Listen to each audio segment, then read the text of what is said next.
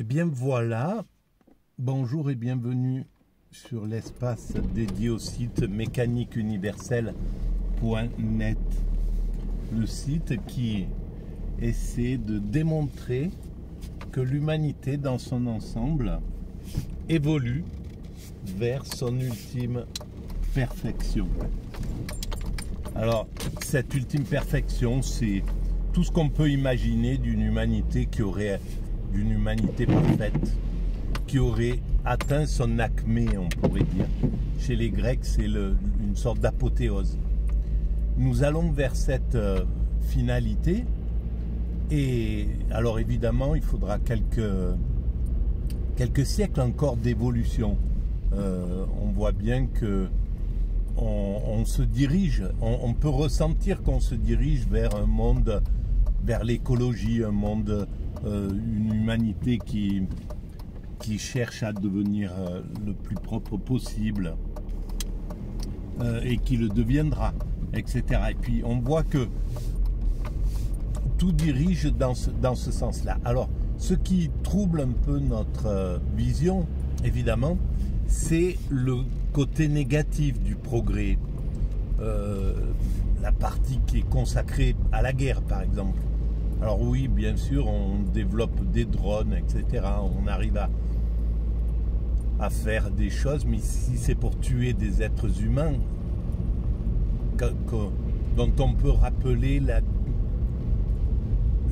la magie qu'il y a pour qu'un être humain devienne ce qu'il est.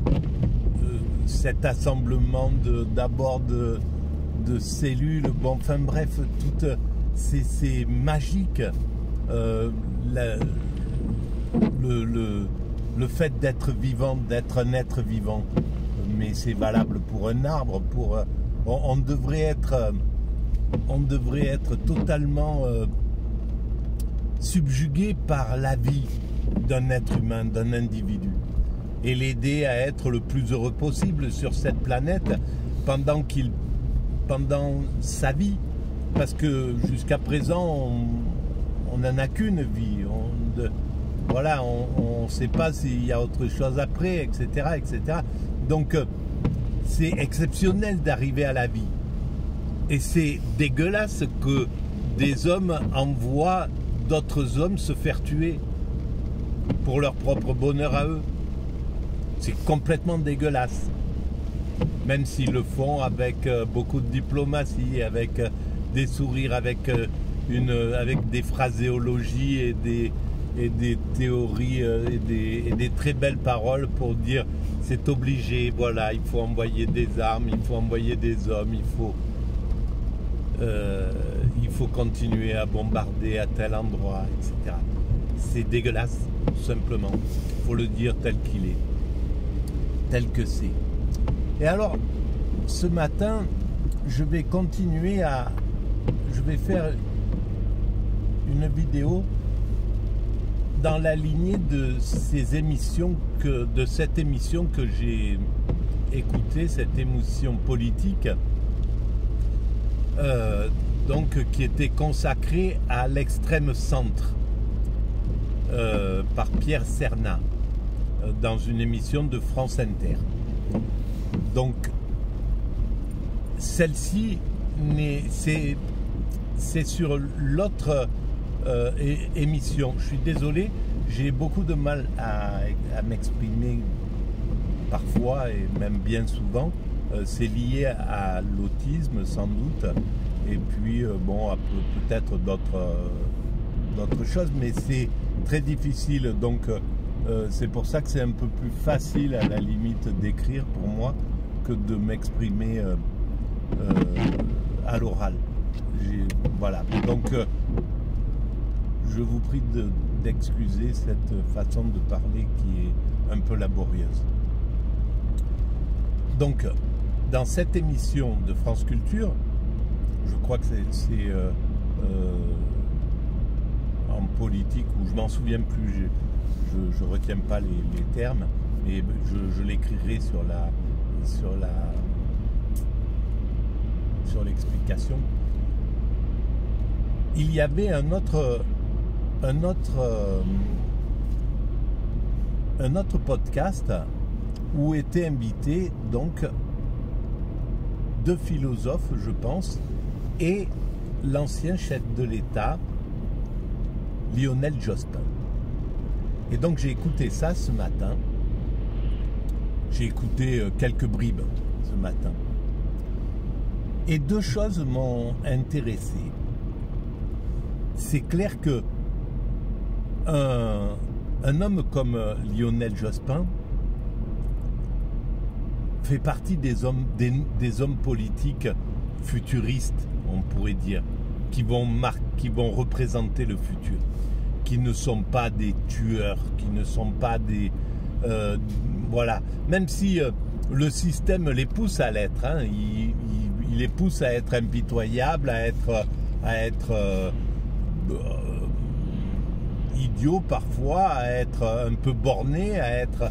voilà, à ne pas se comporter comme il se comporterait de façon naturelle. Ça fait penser à un chef d'État, par exemple, aux États-Unis, qui était un petit peu sous cette configuration psychique. Je me souviens plus, mais je pense que c'est lui qui a dû régler le problème avec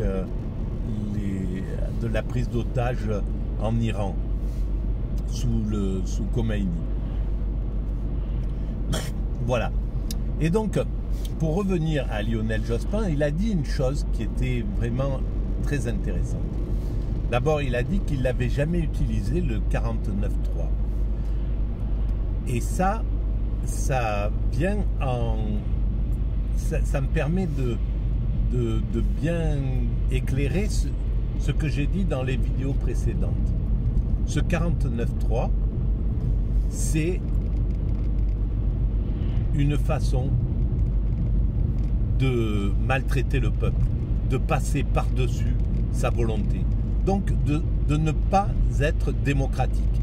Et ça démontre clairement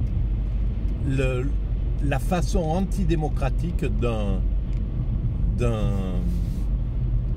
homme politique qui est arrivé au sommet du chef, comme le disait dans la vidéo. Et effectivement, il peut s'enorgueillir, Lionel Jospin, de ne pas l'avoir fait. Et la présentatrice, Géraldine Moulman, a dit, mais vous aviez une majorité établie, etc. Vous n'aviez pas besoin, en fait, par rapport à Emmanuel Macron, qui n'a pas de majorité, etc. Mais un homme politique vraiment démocratique, il tiendrait compte du fait de ne pas avoir de majorité. C'est le peuple qui a fait qu'il n'a pas de majorité. Donc il écouterait le peuple et il dirait, s'il faut changer le président ou s'il faut changer le gouvernement et faire un gouvernement d'union, je le fais. Voilà, mais il écouterait réellement le peuple pour ne pas utiliser le 49.3. En fait, c'est typiquement un viol de la conscience d'un peuple. Et ça sera condamné. Hein.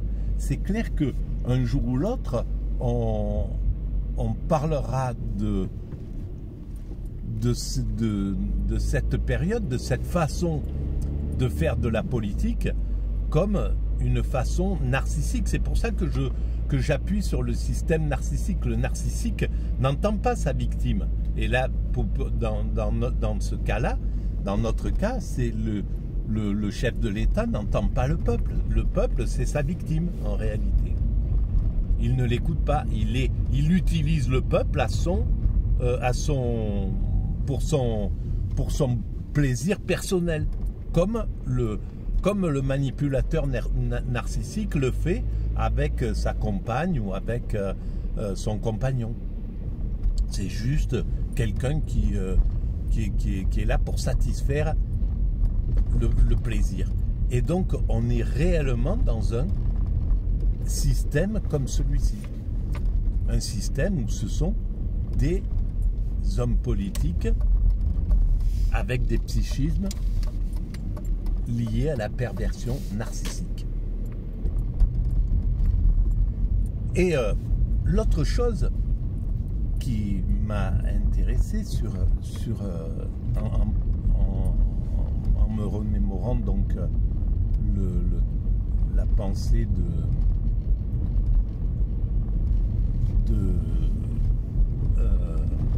Lionel Jospin, c'est que il a critiqué, admettons à juste titre, la Chine, la Russie en tant que non-démocratie, etc., que régime totalitaire, etc.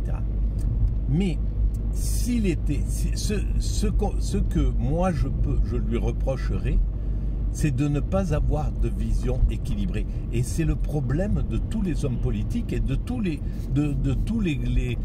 grands leaders des médias, de tous les dominants, de tous ceux qui sont du côté des dominants, du côté des Américains, en somme, hein, du côté du système occidental, on va dire. Voilà, qui sont pro-Biden,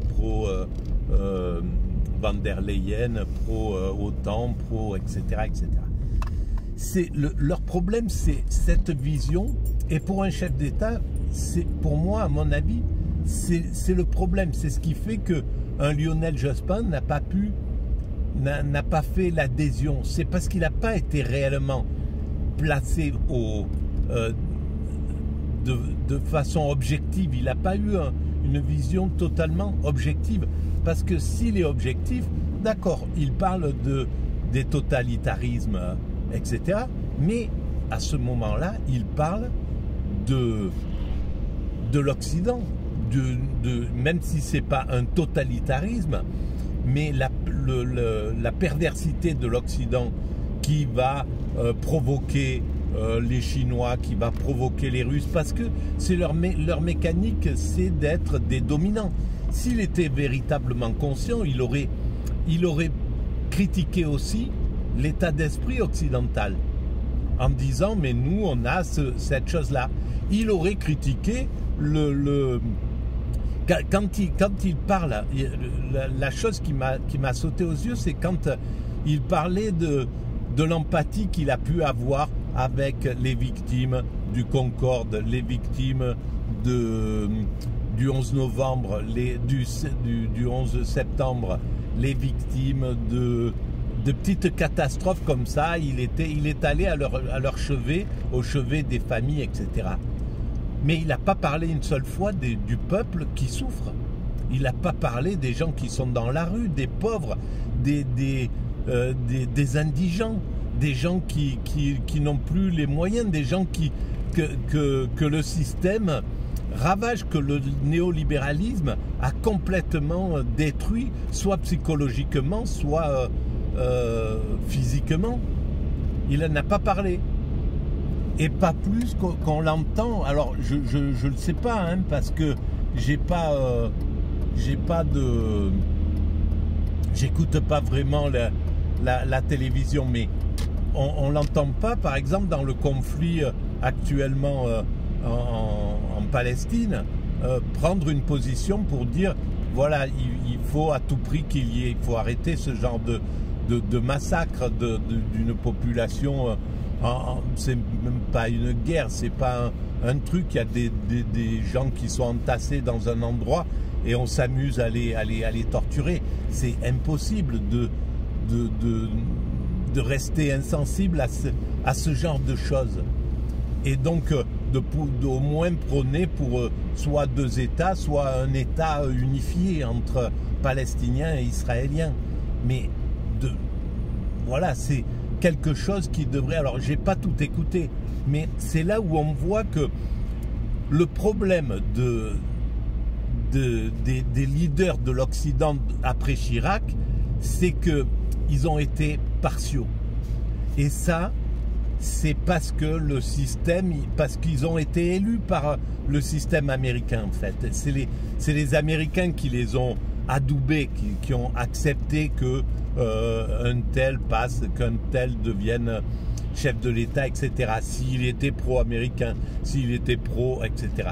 Donc, à partir de là, il ne pouvait qu'être injuste.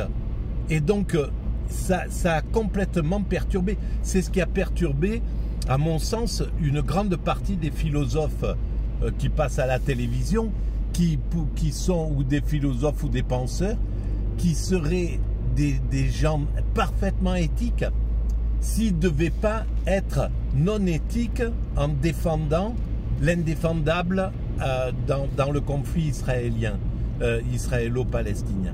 Voilà, ça, en fait, ça a abîmé tous les penseurs qui ont dû prendre une position, et une position injuste, en fait. À partir de là, leur état d'esprit, ça a abîmé leur état d'esprit, alors que c'est des philosophes qui sont géniaux, qui amèneraient des idées vraiment extraordinaires. Mais le fait d'être obligé d'être injuste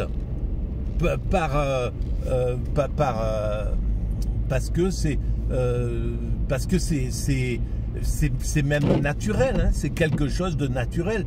Voilà, en tant que Français, s'il fallait défendre un Français dans un autre pays, même s'il commet des injustices, ça va être difficile de dire. Il y a eu le cas de figure que quand une Française au Mexique a été en prison parce qu'elle était affiliée à des jeunes qui étaient des voyous, etc. Bon, moi, c'est difficile de ne pas aller vers d'être injuste et de dire, bon, de soutenir malgré tout. C'est comme c'est difficile de ne pas soutenir ses enfants s'ils ont agi, s'ils ont fait quelque chose de pas bien, de se désolidariser, voilà, de ne pas les soutenir. La majorité des gens vont dire, peut-être pas la majorité, mais une partie des gens vont dire non, mais c'est pas possible, il a rien fait, c'est pas sa faute, etc., etc. Ils vont le défendre de quoi qu'il arrive. Et ça, bon, moi, je pourrais pas le faire, ce genre de choses, par exemple. Mais parce que je me sentirais pas, j'y arriverais pas. J'arriverais pas à aller du côté de quelque chose qui me paraît injuste. Et donc, cet état d'esprit-là, eh bien, fait que ça peut pas être un leader, un chef d'État parfait, en somme. Un chef d'État qui peut vraiment être total et vraiment démocrate, parce que s'il est démocrate, il pense d'abord à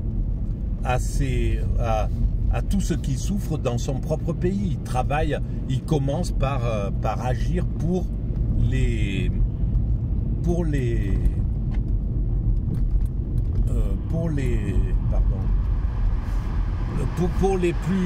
plus faibles, les plus fragiles, les plus souffrants. Et donc dans cette émission, je mettrai le lien, il y a une chose, la démocratie athénienne, elle était déjà mais drôlement intelligente, la façon dont ils travaillaient. Ils avaient compris qu'il fallait surveiller les dominants, que les dominants, ils n'étaient pas bons par nature, ils n'étaient pas probes par nature, parfaits par nature. Donc ils étaient ultra surveillés. Et quand ils faisaient une erreur, un truc, ils étaient complètement... voilà, ils étaient punis, et largement punis, pour pas laisser ce genre de choses perdurer. Et tout ça, on l'a perdu parce que les dominants se sont protégés, ont trouvé le moyen de se protéger entre eux. Et ça, c'est quelque chose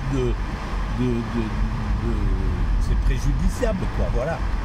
Voilà, les amis. Donc, je vais arrêter là pour cette vidéo et je vous engage, si vous pensez qu'il y a un peu d'intérêt à ça, de mettre des pouces, de vous abonner, etc., etc. Voilà. Merci à vous. À bientôt.